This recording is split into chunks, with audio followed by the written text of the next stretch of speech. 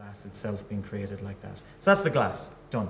Next thing now is I want to create a roof, curved roof, and I'm going to take that out to structure and then look at it in structure, put in some structural elements, bring it back in here to architecture, and then maybe edit the roof shape. So to do that, first thing I need to do is maybe have a section here. I don't need a section, but it's probably handy to be able to create the roof. So again, another very quick section. This now, what I would see it as probably like a construction section, which I just use for drafting purposes. Pull that back a little bit because you don't need to see that lint. Go to my view, and again, that's the very, very quick section through that, medium detail. Now what I'm going to do is just create two very quick little, I suppose you'd call them construction lines for all the world, one on either side like that, just so that it'll pick up the edge of my roof. And I'm just going to drag in my dimension, and I'll make it 1,000, so 1M. Again, with Revit, doesn't matter what units, you're working in millimeters all along, but it's very, very easy to change, I suppose we'll call it, the units, and just type in 1M like that. Okay, so we're going to create a roof. We'll go to roof and go for an extrusion, which is just a polyline or whatever you'd like to call it, a bit like you see there in the preview, and it extrudes it along. Okay, so we'll pick a grid line, maybe grid line M to draw it on, and then we'll pick our level to associate it with, so we know if we move up and down that level, the roof is going to move up and down. So hopefully you'll get to see this, and something just very, very simple like that, curve like that. Maybe look at the properties of the roof now, and that's fine, that'll do, and we'll just finish it off, and we've now got a roof like that. And that's just a generic roof. You can see it in the background there, it's a green generic roof. I can even change the type to this, even at this stage, to the same roof that's on the main building, and it'll change it up like that. And that's my roof. Now you might say, well, that goes across the whole building like that. Fine.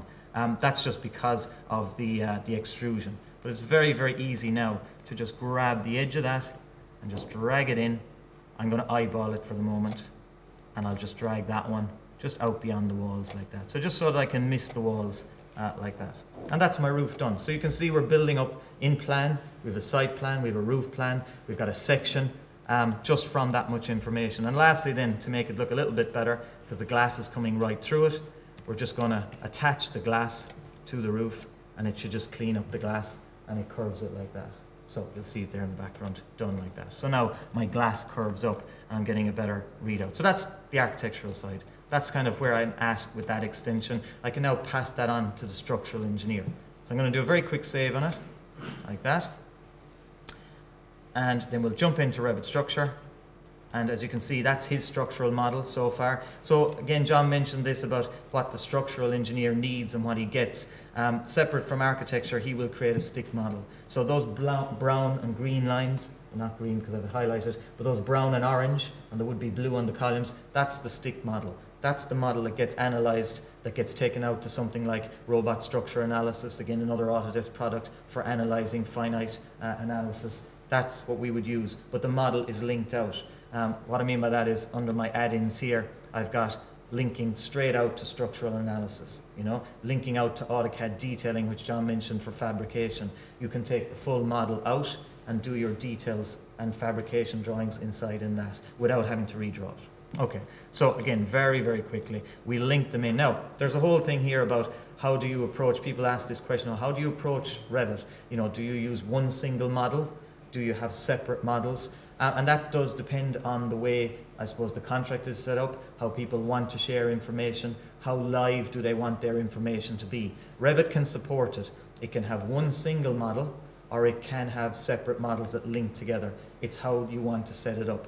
As of last, say 2 weeks ago, they, Autodesk, they had a new application, or they released a new application called Revit Server.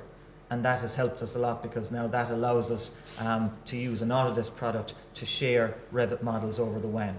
So you could have a Revit model in one office, a Revit model in another, and they can be shared over a WAN link, which is very, very useful. So again, that's available on subscription. So if anybody's on subscription, you can go straight in and download that straight away and start using it. It's just an install, an administrator and a user install. So something just to throw into the mix there. So anyway, back to the structural model. If I go to Insert, I can then start to link in a Revit. And again, just because we're looking at Revit, we're not isolated. We can link in CAD. We can bring in DWG, DXF, DGN, SAT files. You can bring in SketchUp models. So you're not just isolated to use Revit on its own. A lot of the time the survey may have been done in AutoCAD. We bring that in and we use that to create our surfaces and that. So in this case, I'm just going to bring in the same architectural model there, which is today's date. So we'll bring that one in. I'll go with origin to origin here. We can share coordinates as well. So that's just if my site was, you know, on the national grid or something and I wanted to use it. So that's the architectural model in. You won't see everything because a structural engineer doesn't need to see everything. So we've turned off certain objects. We have walls on and that, but we have a lot of the other windows and miscellaneous stuff turned off just because we don't need them. You know, we only need the opes. We're not really that interested in the rest of it. So to create now the structural model in here, it's a similar process. Time-wise, it'll probably limit me a little bit, but what I'd like to do is to create something like some pile foundations, some ground beams, some columns, and then a couple of trusses, just very quickly, and then bring it back. Now again, if I was doing this on a central model, it'd be all live, but because I'm on a laptop away from a network, I have to kind of set it up as two separate models, but you get it's the idea more than anything else. So inside here in my foundation level, we're seeing some architectural grids already. So I would like maybe to use those grids. Now I can monitor those grids. I'm not going to do it here, but I can actually begin to monitor them. So if the architectural grid changes, I will be notified of that change. And if an architect changes level, I will be notified of that level change as well. That's very, very important. You have to be able to monitor and coordinate the models if they are separate models, because a change like that, you need to know about it. So again, I'm just going to pick on grid here and very quickly take his grids, not monitor them, just take them. I won't even worry about the numbers. They're coming in at 0.94, but that's fine. I'm just going to use those numbers that come in there like that. I could change them if I wanted to, but it's fine. I'll just use those. Okay, so that's the grid system in. I then start to place foundations, in this case isolated pile caps. We'll put in a 4 pile on the corners, and I can just tab around, get it to rotate, tab it around like that. And again, these are 3D elements. I think you realize that by now. Pop these in very, very quickly like that in those grids there. And then we'll just change tack and we'll put it at 2 pile, which is this one here. Same idea. Again, I want these underneath all my columns. As I tab it around, it just rotates it in line with the actual grid like that. Okay, so we get these in. Okay, so similarly maybe with the architecture, I want to just show you what is actually going on there. Might just go to a wireframe view because we're seeing a little bit of the architecture in there as well. Or what I might even do, why not just turn off the Revit completely, the architecture just there. So you can see now exactly what I've just placed when it comes to those two there. So WT again. So let's put in some ground beams. And as you can see, I hope you can see, like, this isn't a massively difficult package to learn or to use. It's quite intuitive. We're dealing with object-based technology, so you know, a user will pick it up very, very quickly. You know, and they will enjoy using it, I suppose. And I can see there already. I've probably even missed the pile cap a little bit, but it doesn't make a huge difference for what we're doing here. Pop it in there. Just go around the edge. Could probably, and you can see as well when it comes to the elements, because these are cast in situ concrete, they will clean up in plan view and they will clean up in the 3D view. However, if they were precast, they wouldn't clean up because obviously they don't physically join. So Revit is intelligent enough that when you do add in materials, let's just say, they will be recognized as what they are: steel, timber, you know, precast concrete, cast in situ concrete. And again, for analysis, the materials will go out to analysis as well. So you don't have to add the materials inside that. So that's I can see a couple of my pile caps are off. I missed a few snaps. But anyway, they're the pile caps in and the beams. And lastly, then just put in a very few quick columns. So again, we'll select column like that. 240 hollow section, that's fine. And we might just give it a height. Give it a height and we'll go up to level 20, like that. I'll just make sure I get these right, because these need to snap to the grids like that, because I'm obviously putting in some trusses on top of them. There, like that. And again, you're seeing them appearing in the 3D view. How are we for time? Okay. Yeah, nearly there. Okay, I probably won't get to show you Navis working, but as I said, Navis is a review tool. It's a tool where we can walk through the model very, very easily. We can also begin to add things like construction sequencing, so we can add time to our model inside there, and we can do clash detection. If you're working in a Revit environment, now that I just did say clash detection, we have clash detection in here as well. So there is interference check. So it'll clash between the structure and the Revit architecture, or whatever, any elements, doesn't matter. Even in your own architectural model, you can do clash detection once it's Revit on Revit. So these are my columns. And just lastly, then I want to just to finish it off, we'll just put in a truss. And again, this is a truss that we just made up from a template. It's a curved truss to match the roof. I'm just changing its framing type.